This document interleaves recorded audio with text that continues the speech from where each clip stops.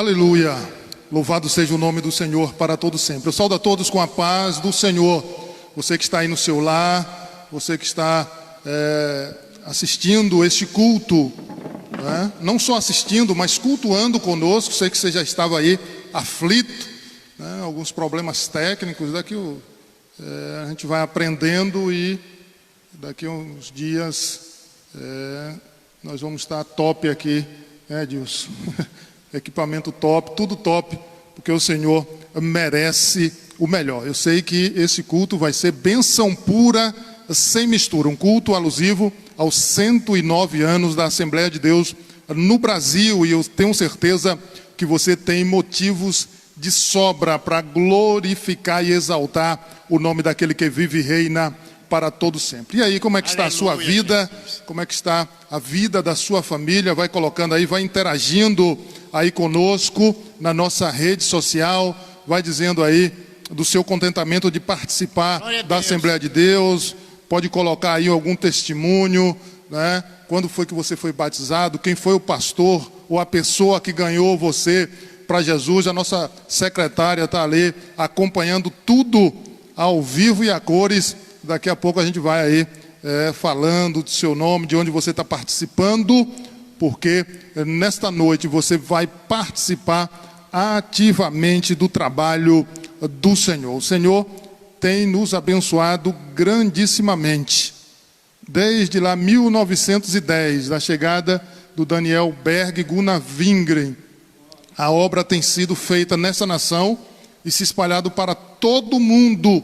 E você faz parte desse aniversário. 109 anos, a grande história da Assembleia de Deus. Nós estamos aqui com o pastor presidente, pastor Joazir Messias Ribeiro, o pastor Francisco, que também foi pastor presidente e faz parte da história dessa igreja. Também aqui conosco o presbítero Edilson Santana, que vai adorar o nome do Senhor.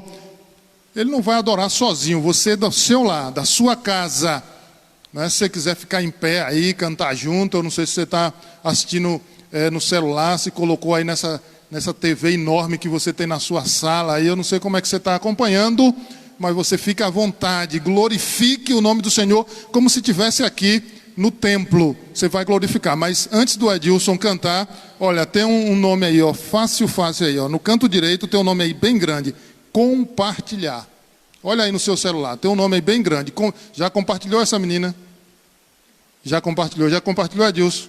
Compartilhou, pastor?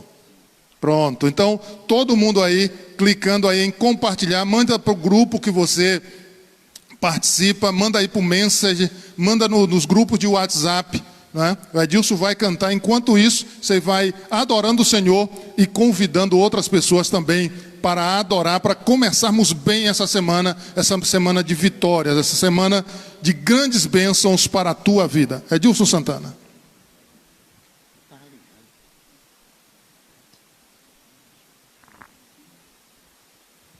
Glória a Deus. Com muita alegria saúdo a todos os irmãos, amigos, ouvintes com a paz do Senhor. Saudar os irmãos que estão aqui conosco no templo. Saudar a você que está essa noite de domingo assistindo esse culto através desta live, desse culto online.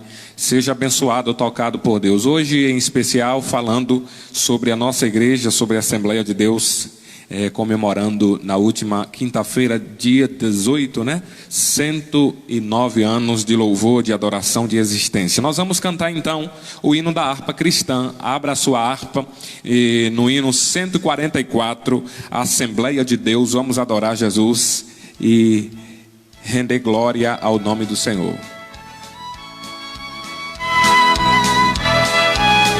Cante comigo, vamos adorar.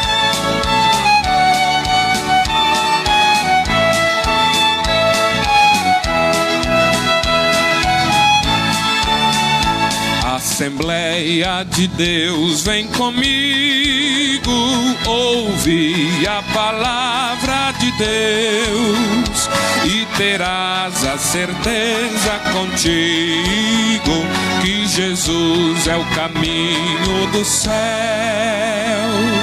Oh, vem vem, vem, vem, vem, vem, Assembleia, e louvemos ao nosso bom Deus Redentor, pois maior alegria não temos que fluir seu imenso amor. Vem, irmãos, Assembleia dos Santos, sentir o poder do Senhor e ali entoar lindos cantos, exaltando o Consolador. Oh, vem, vem, vem, vem, vem, Assembleia, e louvemos ao nosso bom Deus Redentor, pois maior alegria não temos que fluir seu imenso amor. Na Assembleia de Deus tu estejas, humilde ao pé do Senhor, santidade convém à igreja pra gozar no celeste amor. Oh, vem, vem, vem, vem, vem, Assembleia, e louvemos ao nosso bom Deus Redentor, pois maior alegria não temos que fluir seu imenso amor. Nós sentimos a santa presença do nosso querido Jesus. Anulada foi tua sentença, deixa as trevas e vem para a luz. Oh, vem, vem, vem, vem, vem, Assembleia, e louvemos ao nosso bom Deus Redentor, pois maior alegria não temos que servir. Senhor, glória a Deus. Glória a Deus, vem a Assembleia louvar e exaltar a Cristo.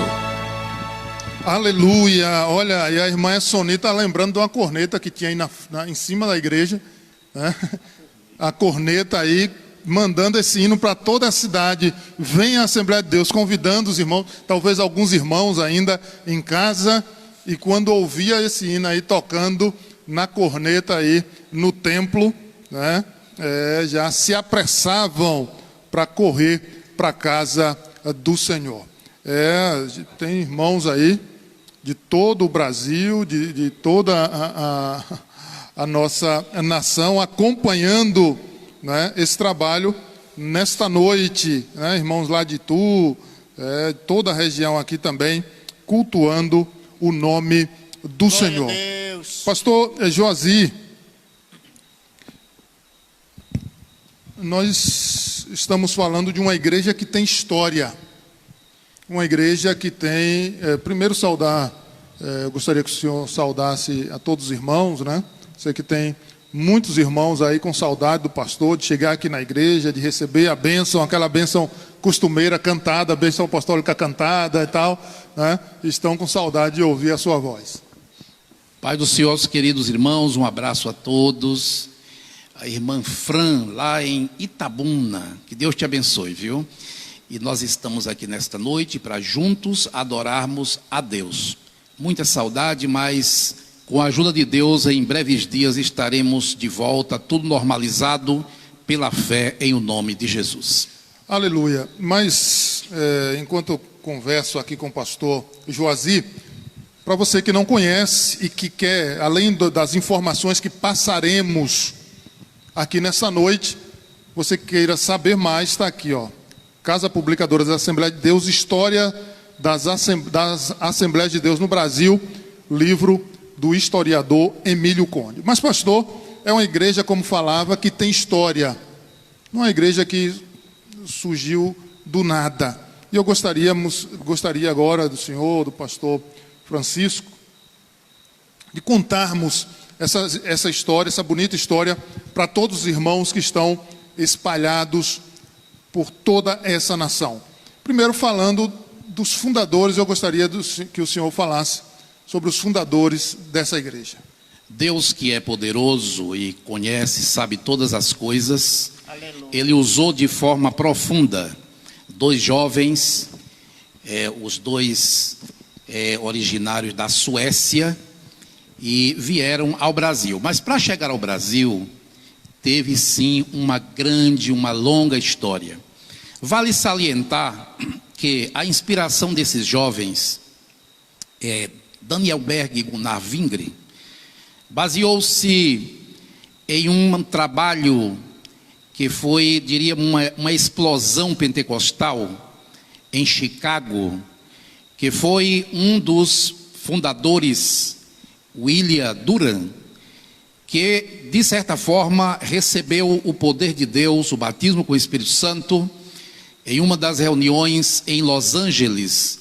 Como todos conhecem a história da rua Azusa 312, onde William Seymour, de forma poderosa, foi usado por Deus para realizar um grande trabalho naquele templo tão humilde, onde era um depósito de feno, mas ali ele alugou, e aquele depósito se transformou em um santuário de adoração a Deus.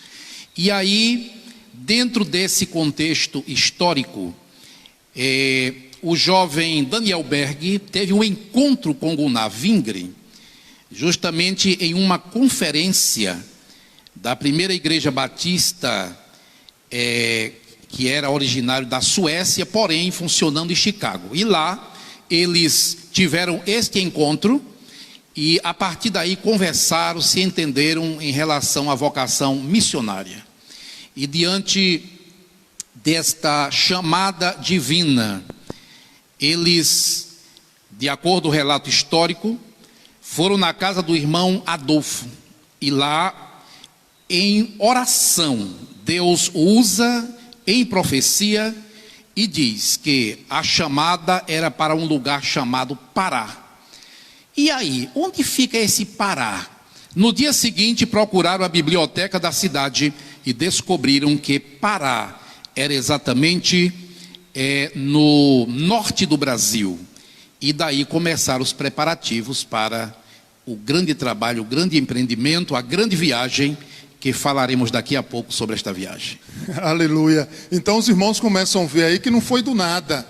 Teve uma revelação, teve uma busca pelo batismo com o Espírito Santo, teve oração, né? Teve busca por conhecimento. Eles estavam em uma conferência, né? E o Senhor supriu todas as coisas, né? Porque naquele tempo, sair dois jovens dos Estados Unidos para o Brasil não era fácil, né? E eu gostaria que o senhor contasse essa história. Vale salientar o seguinte, que eles empreenderam uma longa viagem. Reflita comigo agora. Eles estavam em uma determinada cidade, que para chegar em Chicago, era uma distância de 1.400 quilômetros. De Chicago até Nova York, mais 1.270 quilômetros. De Nova York, onde embarcaram no navio Clemente, exatamente no dia 5 de novembro de 1910, era uma distância de Nova York até o Pará de 11.020 quilômetros. A somatória de toda esta jornada era 13.690 quilômetros. Agora, parem para pensar uma coisa. Eles embarcaram no navio Clemente com pouco dinheiro, inclusive os $90 que tinham disponível foi para pagar as passagens. E a jornada durou 14 dias. Um fato que é interessante relatar é que aqueles humildes servos de Deus, eles vieram de terceira classe. De acordo com a história, era tão humilde aquele porão, aquela classe onde eles vinham, que ali, para que não tivessem trabalho de sempre estar higienizando, colocaram um pó de serra porque as pessoas enjoavam no caminho, faziam vômitos, de acordo essa longa trajetória, esses dias, e eles ali humildemente. Você tem uma ideia, a refeição diz que era uma concha de sopa, era a janta. Imagine que situação, mas empreenderam a jornada 14 dias e chegaram no Pará. Aleluia. Para você que está aí no seu lar, às vezes passando por dificuldade, sem saber, precisando comprar alguma coisa, olha, na história oficial, o que diz: Gunaving e Daniel Berg despediram-se da igreja dos irmãos em Chicago. A ordem divina era marchar para onde lhe fora designado. A igreja levantou uma coleta para auxiliar os missionários que partiam. Aí você pode pensar, a igreja deu o dinheiro da passagem. Só que eles vinham para o Pará e o dinheiro só dava até Nova York. Como é que vai fazer isso? Né? Só que diz assim, quando lá chegasse, eles não sabiam como conseguiriam dinheiro para comprar mais 2 passagens para o Pará. E para voltar para o pastor aqui, quando chegaram à grande metrópole, Nova York, sem conhecer ninguém e sem dinheiro para continuar a viagem. E mais embaixo, os 2 missionários começaram a andar sem saber e orando. Pela manhã aquele homem colocou uma referida importância em um envelope para mandá-la pelo correio, mas enquanto estava caminhando para executar aquela tarefa, viu os 2 enviados do Senhor surgirem em sua frente. Providência divina. Providência divina, pastor. Deus é o mesmo, continua levantando, enviando missionários. Podemos analisar o seguinte: todas as regiões do Brasil, e missionários que nós já recebemos de outros países, enviamos missionários também, todos têm uma história, mas fechando todo o contexto dos relatos históricos, sempre vemos a providência divina, sempre abastecendo, sempre suprindo todas as necessidades. Aproveitando este ensejo, imagine que eles vieram de lá, nesta jornada, e havia uma informação. Havia uma informação que eles estavam vindo para uma região onde estava ali bem próximo da floresta amazônica, evidentemente, essa ligação entre Pará, Manaus, enfim. Eles vieram sabendo que tinha um nome que era dado a esta floresta, que era Inferno Verde. Eu parei para pensar, mas por que Inferno Verde? Aí há explicação. Muitas feras, muitos animais perigosos, né? Era uma região que andava muito a pé, pequenos barcos, correndo riscos de vida. E além disso, era uma região também que tinha muito pessoas com hanseníase, era uma região tendenciosa à febre amarela, malária, mas os missionários com coragem, com o chamado divino, vieram firmes, mesmo sabendo que estariam do lado do Inferno Verde, mas pouco importa quem está na direção do Deus Todo-Poderoso. Quem mandou garante, né? Quem mandou garante. Quem mandou garante. Garante, é verdade. Então, pastor, Deus supriu o dinheiro, indicou o local, Pará. Eles procuraram, o senhor explicou, né? Onde estava. A igreja coleta, só dá para ir para Nova York. Deus coloca um sonho para esse irmão, manda ele entregar um envelope aos missionários, e aí vem essa missão árdua, né, que é vir para Belém do Pará, num navio de 3ª classe, né, como o senhor falou, uma refeição, uma porção... A janta, uma concha de sopa. Uma concha de sopa, né?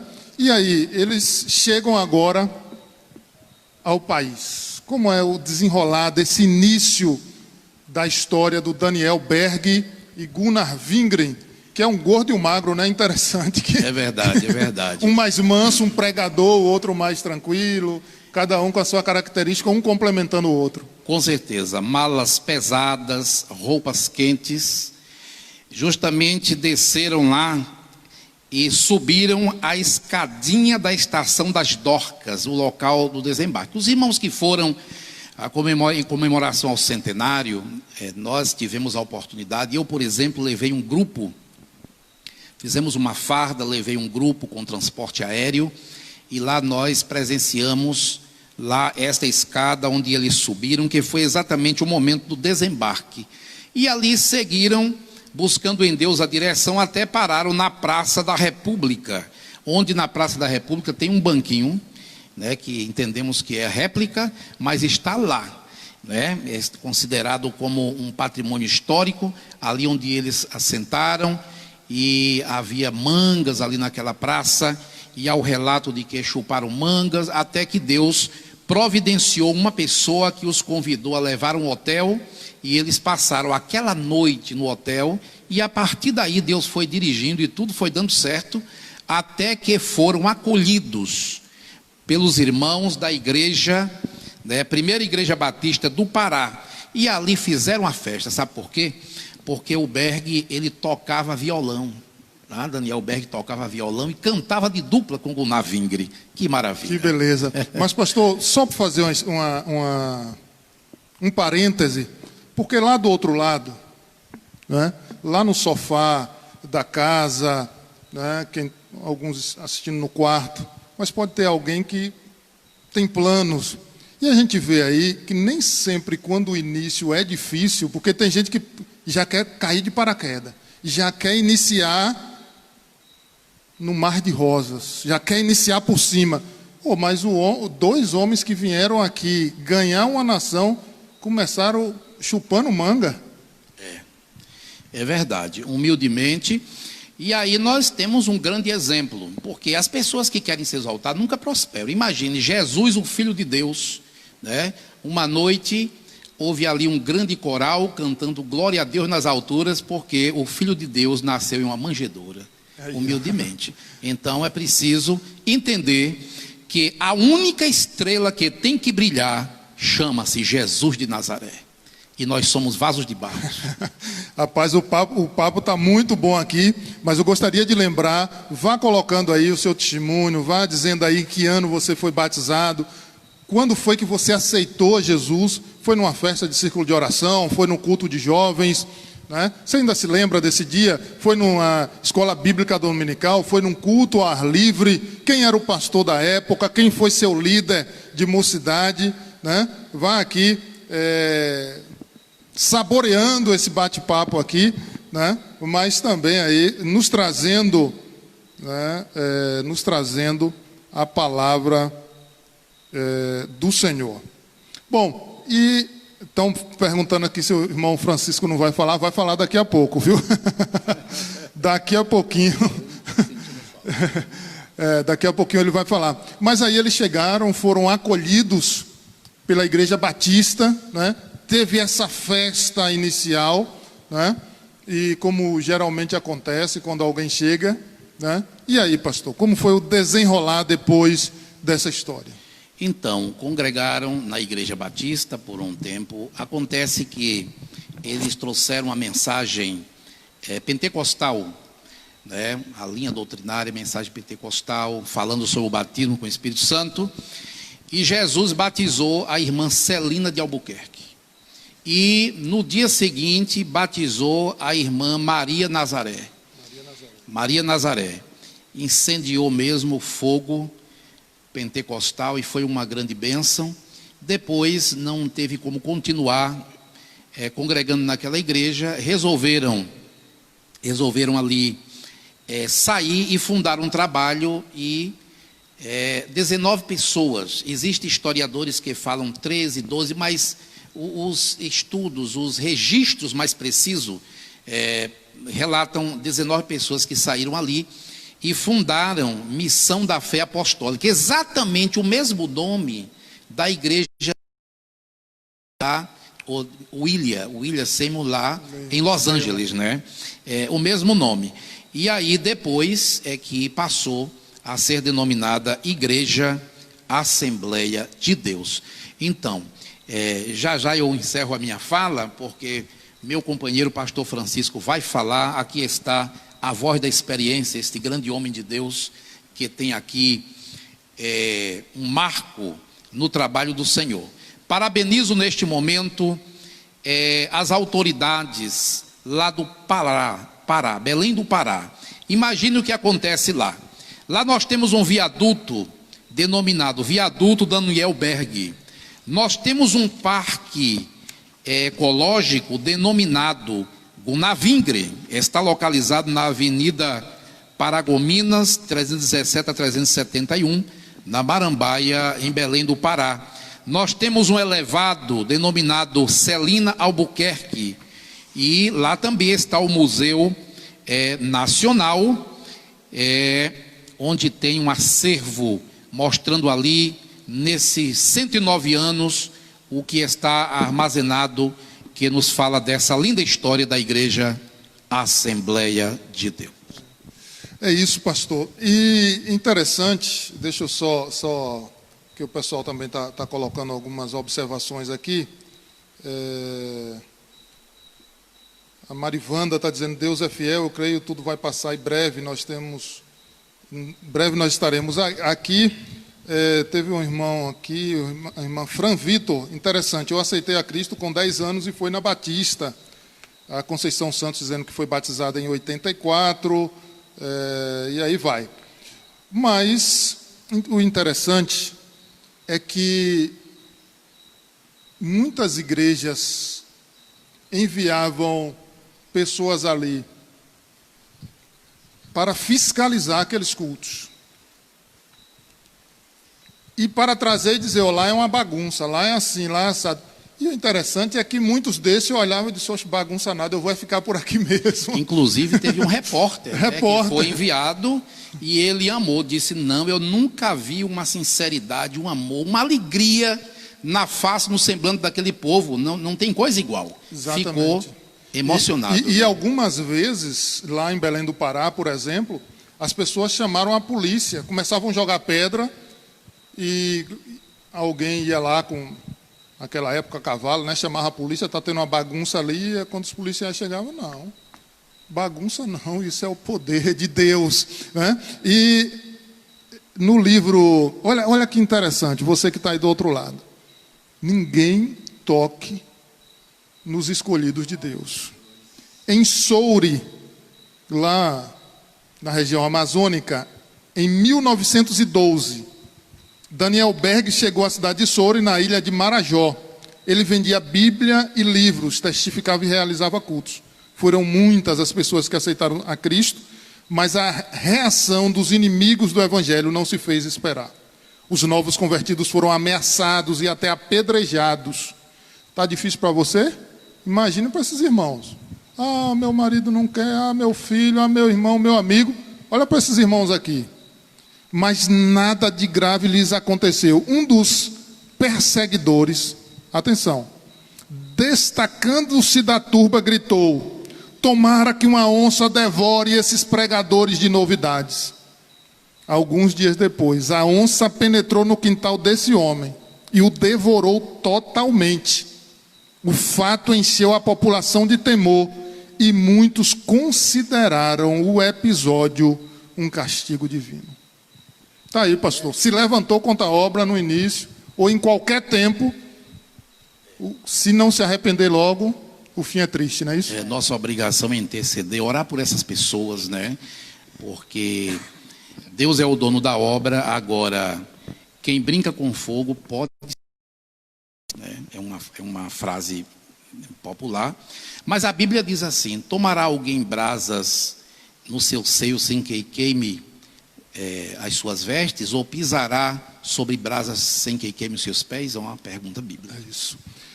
E como foram enviados, e nós já dissemos aqui, quando o Senhor envia, garante, esse evangelho Deus mandou ir para Pará, mas não mandou ficar só no Pará.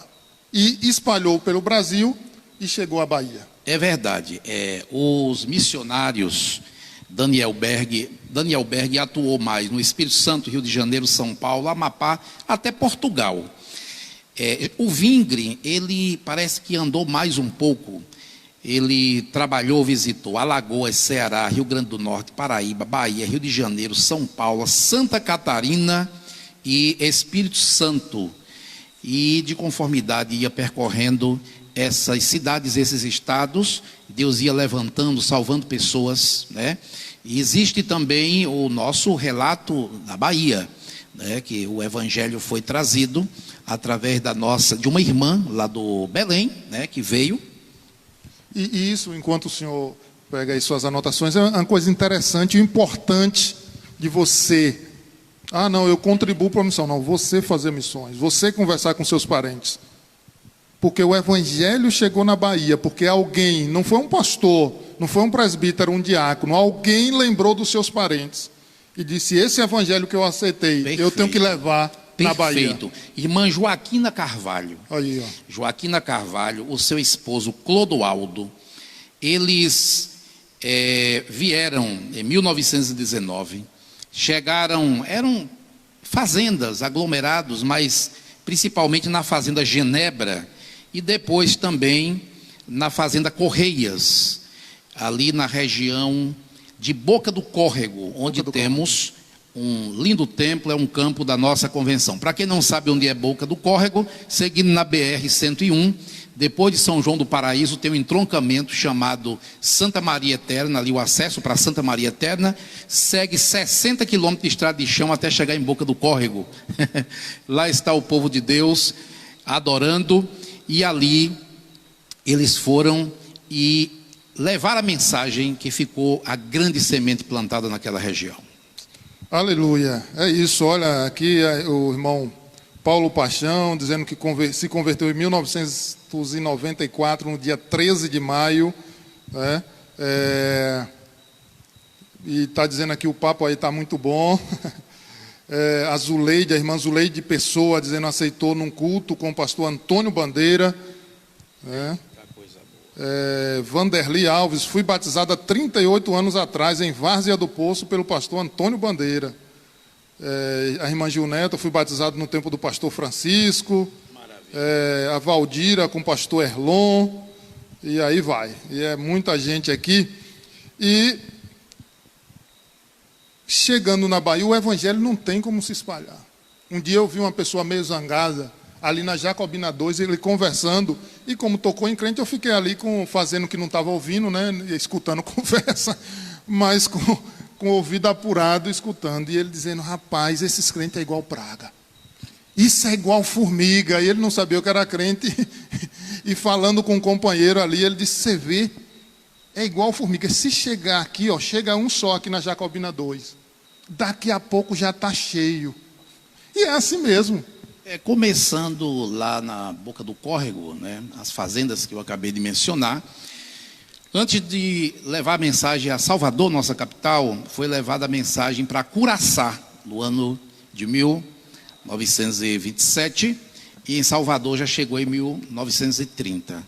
Pastor, mas antes de batermos um papo com o pastor Francisco, eu gostaria que o senhor falasse sobre isso, porque as coisas de Deus é interessante. Porque se fosse eu, o pastor Joazir, o Lucas, né, o pastor Francisco, o Edilson, a irmã Gil Neto e tantos irmãos que estão acompanhando, eu escolheria começar por São Paulo, por exemplo, ao invés de Belém do Pará. Porque Belém do Pará, com todos os problemas da época, tinha muita doença e tal. São Paulo, o Rio, que era a capital, né? São Paulo, que era o estado mais rico. Aí chega na Bahia. Se fosse eu, ia começar por onde? Pela capital. Cidade Alta. Perfeito. Não, mas Deus começa o trabalho lá num povoado. Ele é o dono, ele é quem manda, ele é quem conhece, ele sabe de todas as coisas. Ou seja, então não sou eu que tenho que escolher. Nós apenas somos instrumentos nas mãos dele. Vê que ele deu o nome Pará, através da profecia. Foram no mapa procurar e encontrar o Pará. Então, é importante estar na direção de Deus, não é? É Ele que está no comando de todas as coisas. Então, na realidade, para quem está lá do outro lado, para quem está cultuando conosco, né, tem essa distância só daqui para o celular já, né? Mas para quem está cultuando conosco, o importante é pedir. É isso, pastor? Pedir o direcionamento a Deus. E se Ele disser, mesmo que de início pareça ser pequeno, é Ele que vai dar lá no final a vitória. Com certeza. Tem que começar subindo os degraus, fazendo a obra com amor, com carinho, com fidelidade ao Senhor. E as demais coisas Ele providencia, as demais coisas está no comando dEle. Pronto, antes de passar para o pastor Francisco, só queria que o senhor resumisse a sua história, onde aceitou, como foi o batismo, consagração. A minha história. Isso. Muito bem. De Jacobina, sou natural de Jacobina. Comecei a trabalhar em Várzea Nova com 16 anos de idade, dirigi a congregação, na época tinha 70 membros.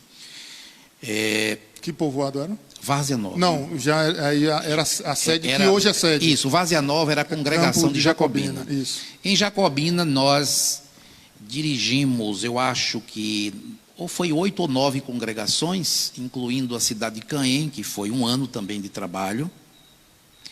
E aos 18 anos, antes dos 18 anos, fui consagrado ao diaconato da igreja. Aos 20 anos, ainda solteiro, fui consagrado a presbítero e a evangelista com 33 anos e a pastor com 39 anos. E aí, saindo de Jacobina, a história, né? Andei por algumas cidades aí no estado e Deus me agraciou, me trazendo para a Serrolândia que estou. Aleluia. Então, eu lembro que na época, consagrar um jovem ainda solteiro o pastor tinha que ter peito, né? E o pastor Walter, né? Walter Caires? Isso, o pastor Walter Caires me levou a Salvador e eu fui consagrado em um domingo à tarde e na mesma semana, ao chegar em Jacobina, tomei posse como primeiro vice-presidente do campo. Com 20 anos. Isso, com 20 anos. E essa função de vice-presidente do campo, eu trabalhei com mais 5 pastores em um período de 12 anos. Evidentemente, havia interregno entre um determinado tempo, mas a somatória seriam 12 anos como vice-presidente da Assembleia de Deus em Jacobina. Jacobina, que se diga, de passagem, era um campo que ia até lá em Barriguda do Doutor. 60 congregações. 60 congregações. Compreendia a extensão do campo de Jacobina. Isso para você ver. Quem manda é o Senhor. Um adolescente com 16 anos, dirigente de uma congregação com 60, 70 crentes. 20 anos, solteiro, não podia. Era um absurdo um negócio desse. Consagrado a presbítero. É Deus que dita as regras. O homem só obedece. Então, não adianta se desesperar. Não, mas nunca acontece assim. Mas o médico, mas não sei. Se Deus determinou a tua vitória, não tem médico, não tem advogado, não tem juiz. Ele vai abençoar. Mas, pastor Francisco, seja bem-vindo também a esse papo. O povo está cobrando aqui. O pastor Francisco não vai. Já pediram aqui para o senhor cantar música. Já tem bastante pedido aqui para o senhor. Seja bem-vindo também a esse culto e a esse bate-papo. Muito bem. Em primeiro lugar, eu saúdo a todos com a paz do Senhor. Amém. E estou me sentindo muito feliz em estar aqui nesta noite, juntamente com vocês, em ouvir tanto relato bonito que aconteceu com a nossa Assembleia de Deus no Brasil, né? Como foi o sofrimento daqueles missionários que passaram, quem sabe muitas necessidades, dormindo às vezes mal, comendo pouco, como o pastor falou aqui, mas isso faz parte da obra missionária. Exato. Né? E como o pastor já deu relato da nossa Assembleia de Deus, chegou aqui no Brasil, chegou na Bahia, e também chegou em nossa região, que aqui era região de Jacobina, congregação de Jacobina, nasceu ali em Vaza do Poço, no ano de 1960, e nós, em 61, eu não me lembro bem a data, porque naquele tempo a gente se converteu lá dentro da roça, né, dentro da fazenda, dentro das cabanas, e não tem uma nota fixa do meu dia que eu me converti, só tenho do batismo. De 1963, em março de 1963, nós fomos batizados nas águas. O batismo foi onde? Lá em Vaza do Poço. Foi no rio? Não, foi nos tanques, né? Nos tanques. Foi. E ali nós começamos a evangelizar, começando pela cidade de Vaza do Poço. Evangelizamos o que é de município, ao redor, tudo quanto é lugar. Tenho tudo por escrito aqui. Só que eu não vou ler não para não tomar o tempo, né? Mas se alguém quiser que a gente dá o relato das congregações que tem hoje, que nós evangelizamos, e que cada uma tem uma Assembleia de Deus. Inclusive aqui, quando nós evangelizou a região, evangelizou aqui também. O primeiro culto da Assembleia de Deus foi eu e meu irmão, pastor Cícero, não sei se você conhece, que hoje é jubilado também, mora ali em Santana, e outros irmãos que vieram de Vaz do Poço. O pai da irmã. Essas viagens eram feitas como? Porque havia uma dificuldade de carro a pé. A pé. Do Vaz do Poço para cá. Para aqui. Aqui nós já viemos em outro transporte, mas passamos aqui a pé para ir lá para junto de Itapeipu. Não sei se você conhece um senhor que já faleceu, por nome Paulo Grande, que tinha uma fazenda lá e tinha uma irmã que morava lá. E a gente saía evangelizando naquela região, passava aqui a pé de um dia para o outro e voltava. Essa região aqui, toda nós evangelizamos a pé. Teve uma vez que eu fui no jumento emprestado. E fui evangelizar lá em Palmeirinha. Passamos pelo Mucambo, que hoje chama Tapura, e evangelizamos esse lugar. Só tinha, parece que uma casa, era duas, uma vendinha que tinha lá. E quando nessa gestão que eu pastorei em Jacobina, inaugurei uma igreja lá, cheinha de crente. Um povo tudo alegre, e um povoado já grande, que montaram sem terra lá, e cresceu o lugar, cheio de crente. E eu me sinto feliz porque sem evangelismo, sem missões, as igrejas não crescem. Você sabe disso muito bem. Se cada cristão, cada crente abrisse a mão ou as mãos para o evangelismo, para a missão, poderiam as igrejas crescer mais. Tem mais de 10 anos, irmão Bahia e todos que estão aqui, que eu tiro 1% da minha renda bruta para a obra missionária. Será que eu não estou podendo mais ir como eu ia, né? Na idade que estou, jubilado, não sou mais presidente de campo, mas eu tiro 1% do que eu ganho para mandar para os missionários que trabalham lá na África, naqueles lugares tão distantes. Mas naquele tempo, a pé, a cavalo, como era o senhor e seu irmão, sua família, os irmãos eram recebidos nesses povoados? Havia alguma perseguição? Ou o pessoal abraçava a causa do Evangelho? Muitas perseguições e muitas que recebia a gente muito bem. Às vezes a gente dirigia o culto na rua, embaixo de um poste, e com a luzinha do poste, que é a luzinha fraca, mas a gente evangelizava assim mesmo. E muitas almas se converteram ao Senhor por causa disso. No Angico, ali no município de Mairi, nós evangelizamos lá, já era mais uma condição melhor, que nós fretávamos uma picape, daquelas Ford, Jeep, né? E cheia de crente. Eu e meu irmão pagava, que nós já tínhamos uma condiçãozinha melhor, e lá nós começamos a evangelizar e ganhamos a igreja presbiteriana todinha para Jesus. Inclusive o templo que ele ofereceu, mas o pastor não quis que nós construíssemos o nosso. E hoje está lá uma Assembleia de Deus, já quer até ser campo. Então, pastor, quer dizer que os irmãos que têm costume de sentar nesses bancos acolchoados aqui, que hoje só tem 2 ali, 3 sentados, mas quantos cabem aqui sentados? 68 bancos. 68 bancos acolchoados aqui. Mais de 300 pessoas. Mais de 300 pessoas. Para chegar a isso daqui, muita gente teve que andar a pé, sentar no chão, não é?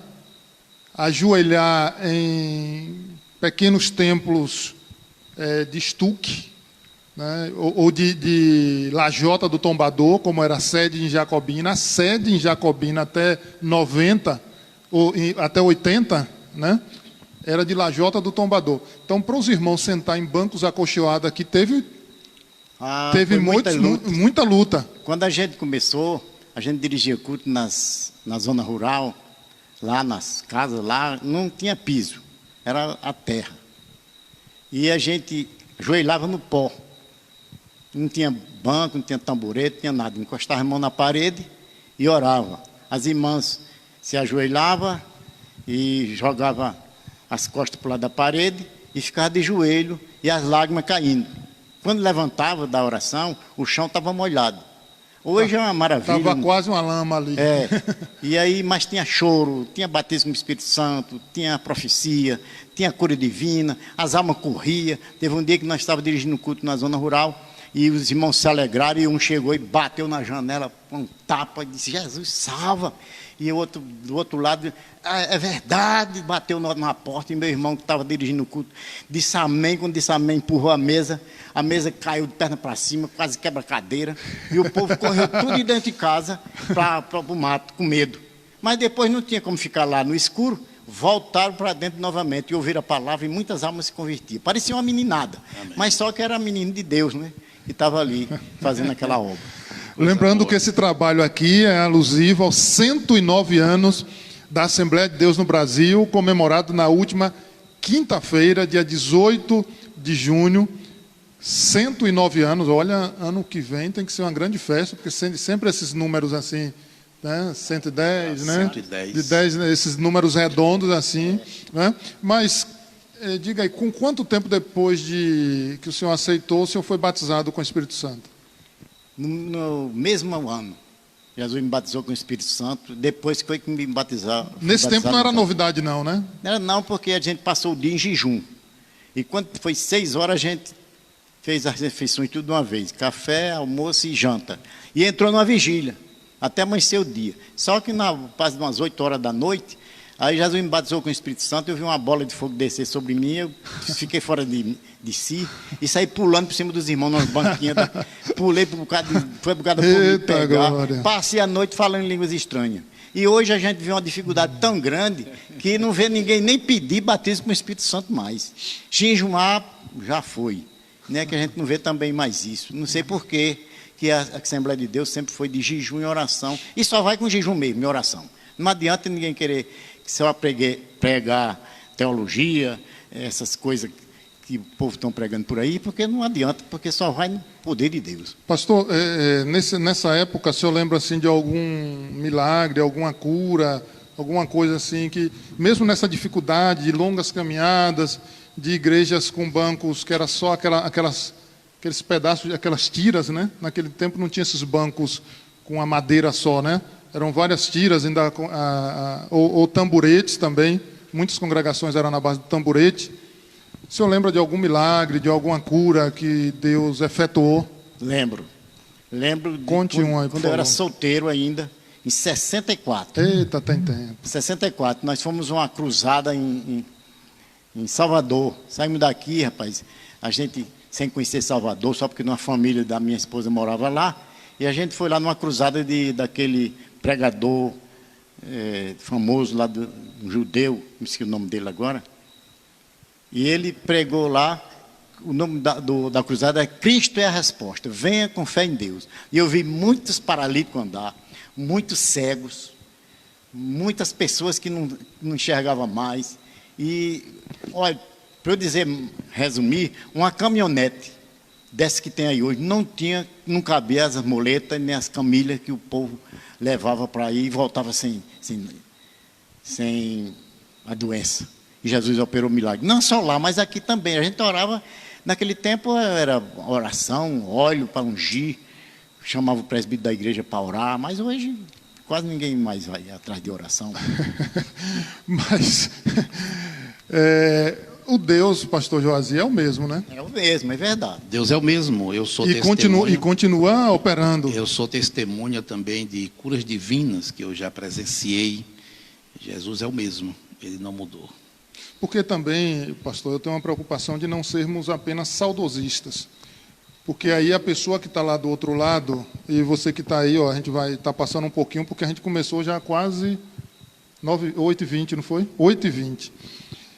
A pessoa que está do outro lado, o pastor Joazi, pode pensar assim: rapaz, se Deus só operava, se os crentes oravam só no passado e Deus só fazia milagre no passado, e eu que estou precisando aqui de um milagre urgente, e eu que estou precisando de um socorro, e eu que estou precisando, ele continua operando.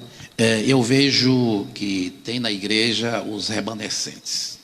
É com esses remanescentes que, com a ajuda de Deus, vamos continuar, né, incentivando a turma mais jovens.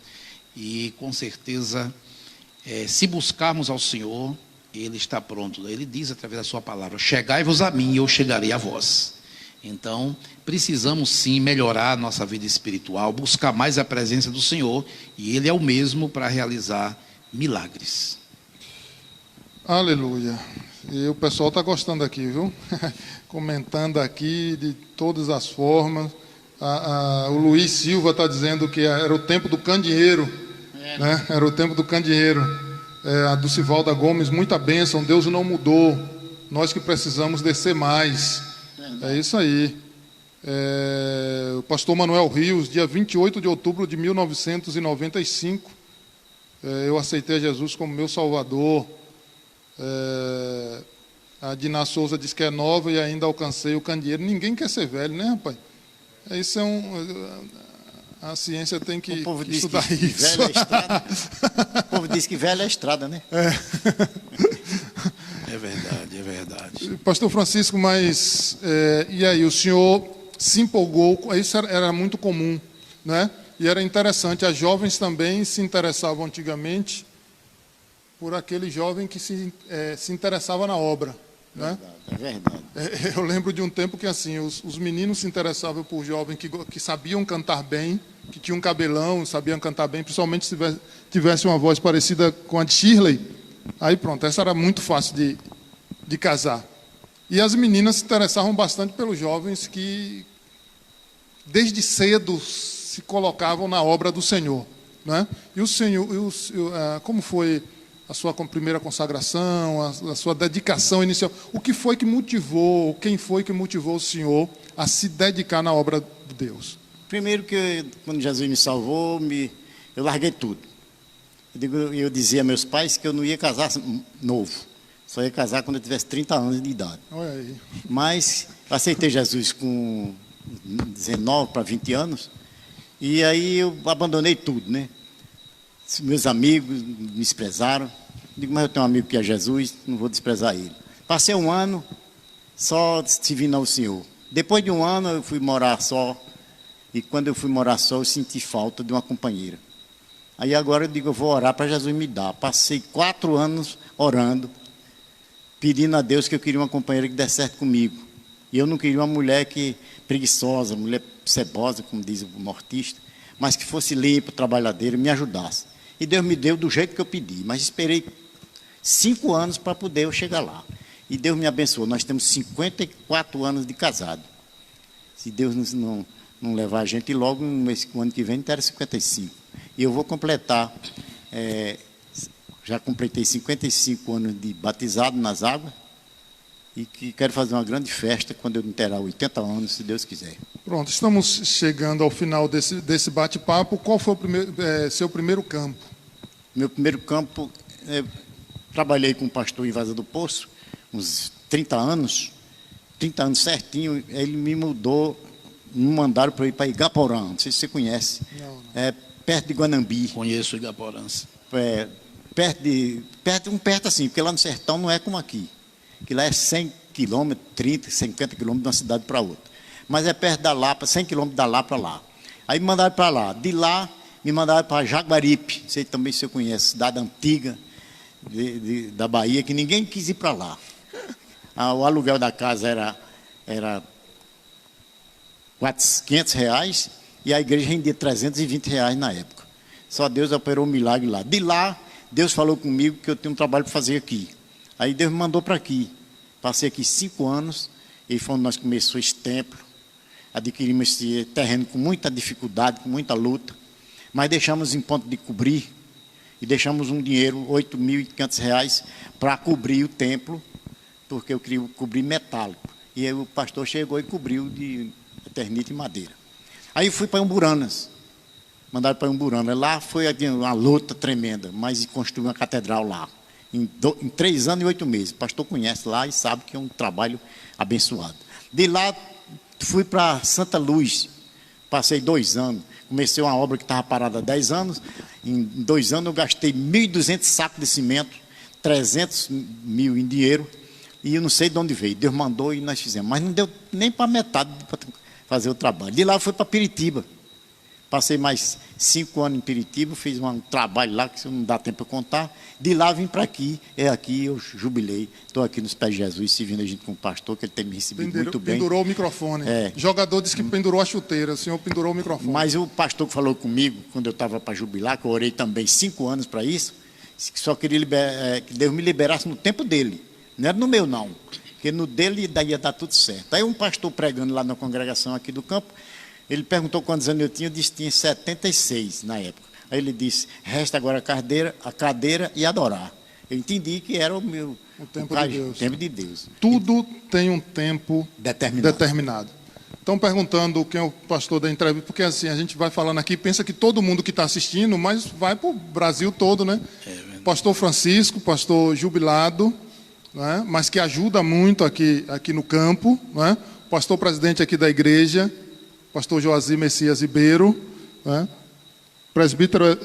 Presbítero, cantor, locutor, secretário, instrumentista, Edilson Santana, e esse servo vosso que está falando aqui, diácono Antônio Bahia. É o Bahia. Bahia, eu posso dizer, um dos pastores mais felizes da CEADEB. Feliz por quê? Porque eu tive a grande oportunidade de chegar ao campo de Serrolândia e o pastor Francisco continuar morando aqui. Já um amigo de muitos anos, e esse homem que só tem me ajudado durante quase 3 anos que estamos aqui, posso dizer que é bênção de Deus na minha vida. Eu sei que você está encerrando, eu quero somente fechar aqui, porque alguém pode perguntar, sim, os missionários vieram, fizeram um trabalho, e o fim dos missionários? O que aconteceu? Para onde foram? Né? Então, eu aqui anotei, você sabe que são números, datas, e a gente tem que anotar para não esquecer. O missionário Daniel Berg, ele, em 1962, retornou para a Suécia, a sua terra de origem, e faleceu no dia 28 de maio de 1963, aos 79 anos. Já o Gunnar Wingre, ele retornou à Suécia em 15 de agosto de 32 e faleceu no dia 27 de junho do ano de 1933, aos 53 anos de idade. Interessante esse fato, 53 anos, já o Berg com 79 anos. O Berg, para quem já viu as fotos, é o gordo. Né? E o Gunnar Wingre é o magrinho. Agora, o Gunnar Wingre, antes de falecer, ele deixou uma mensagem. Deixou a mensagem aos irmãos, aos pastores do Brasil.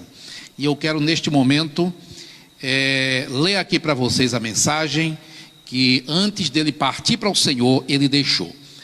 Diga-lhes que eu vou feliz com Jesus, e como um pai em Cristo, exorto a todos a receberem a graça de Deus, que quer operar mais santidade e humildade, para que possam receber os dons do Espírito Santo. Somente desta maneira, a igreja de Deus poderá estar preparada para a vinda de Jesus. Que bênção, amém. Que bênção. É alegria mesmo. Glória a Deus por isso. Aleluia. Nós passamos da Bahia direto para Vaz do Poço, né? Só rapidinho dizer que em Jacobina também não começou em Jacobina, começou em Ouro Branco, hoje Orolândia, né? Mercadores ali da região de Bonfim, né? Vieram a Orolândia, antigamente Ouro Branco, lá vendendo mercadoria ao irmão Agérico de Moraes. Conheci, fui numa festa que lá. Faleceu no templo cantando: está chegando a hora de partir, prepara-te a igreja para subir. E quando ele estava cantando esse hino, o coração parou, ele foi se jogando para trás, e presbítero Eliezer Ribeiro e outros ali ampararam e constataram que ele já tinha partido para a eternidade, cantando. O primeiro crente de Jacobina, presbítero Agérico de Moraes, morreu no púlpito cantando. Olha que história maravilhosa. É verdade. Grande homem de Deus, humilde. Eu conheci e fui lá numa festa lá em Ouro Branco, que era campo de Jacobina. Então, queridos, essa é a história da nossa igreja. A gente ainda vai, não é, pastor, realizar outros cultos. É muita coisa, e aí a gente ficaria há muito tempo. Mas enquanto o Edilson canta outra canção, o pastor prepara um texto bíblico, um texto bíblico para ficar durante a semana ali ardendo no coração de todos os que estão nos assistindo. Pronto.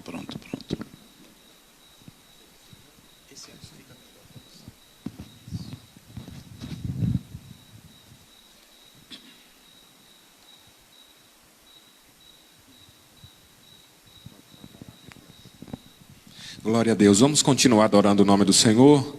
Esse hino é muito conhecido, você deve lembrar aí do outro lado, cante, para que possamos adorar junto. Que maravilha ter conhecimento dessa história, né? Estou aqui acompanhando os comentários, é muito bom, é muito enriquecedor. Vamos adorar o nome do Senhor Jesus.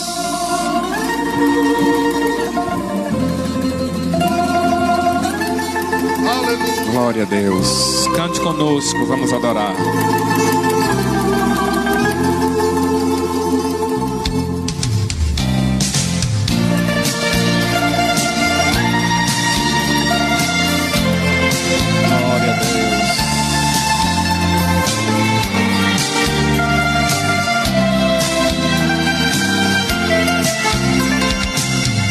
Sempre vou lembrar da coragem, do amor, da firmeza e vontade, da fé e devoção, da igreja do tempo de Paulo, de Pedro e João, que enfrentaram a fúria de Roma, mas nunca negaram sua fé de cristão. É um exemplo para mim, verdadeira lição. Eu queria ver a bravura dos santos em plena arena, enfrentando os leões. Aleluia. Quanto mais a fogueira queimava, mais se ouvia os louvores dos nossos irmãos. Sob o sangue tombavam nas ruas, chegavam nos céus com a vitória nas mãos.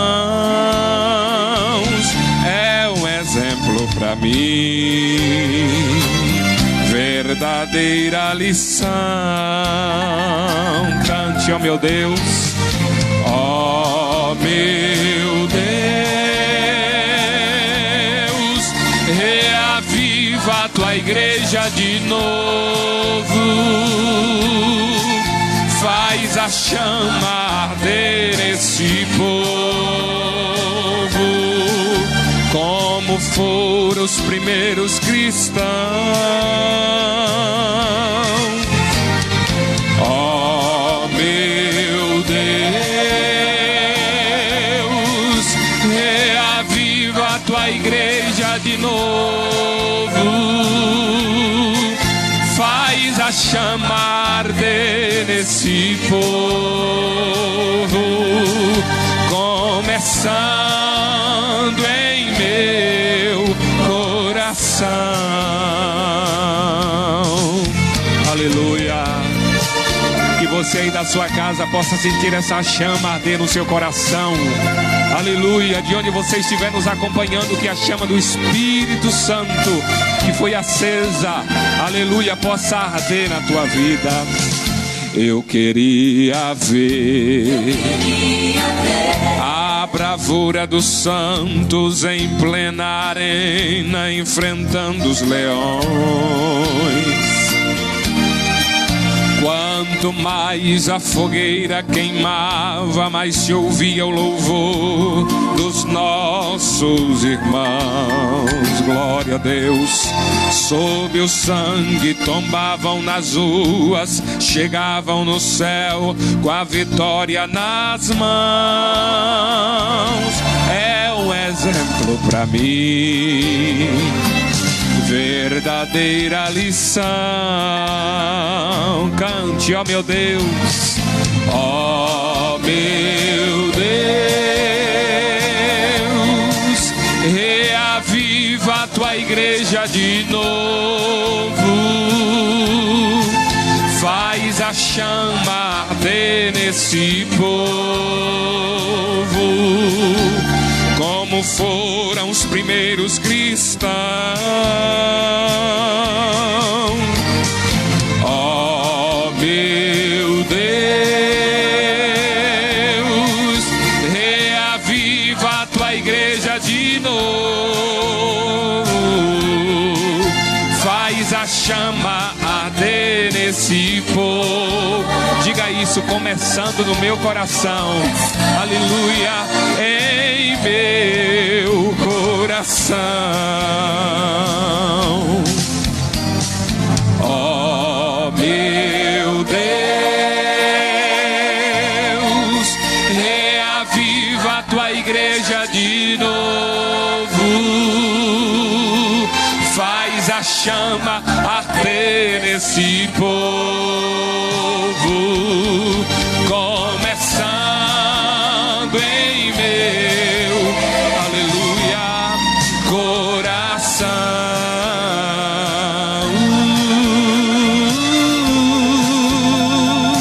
Deus te abençoe no nome de Jesus. Aleluia.